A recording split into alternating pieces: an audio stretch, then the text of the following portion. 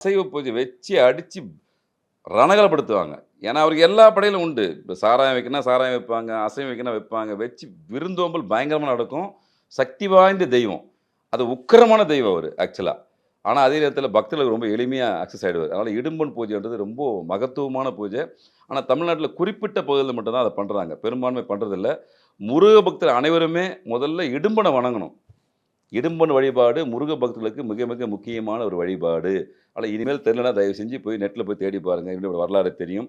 அவர வழிபட்டீங்கன்னா, இன்னும் முருகப்பெருமானுடைய அருள் ஈஸியா கிடைக்கும். ஏன்னா, அகத்திய மாமுனிவர் வழி காமிச்சு, ஒரு அசுரராக இருந்து முருகப்பெருமானுடைய அருளை பெற்றவங்க இவங்க. பரிபூர்ண அருள் கொடுத்து முருகப்பெருமான் வரம் குடுத்திருக்காரு. ஐயா உன்ன தாண்டி என்கிட்ட வரட்டும். அவங்க கேட்ட வரத்த நான் தரேன்னு சொல்லிட்டு உத்தரவாதம் குடுத்திருக்காரு. அதனால பழனிக்கு போறவங்க அங்கருந்து 2 கிலோமீட்டர் தான். இடும்பன் மலைய பார்த்துட்டு, அவர வணங்கிட்டு, அதுக்கப்புறம் முருகப்பெருமான்கிட்ட போனீங்கன்னா, நீங்களுடைய வேண்டுதல்கள் ரொம்ப துரிதமா நடத்துன வாய்ப்புகள அந்த முருகப்பெருமான் கொடுப்பார்.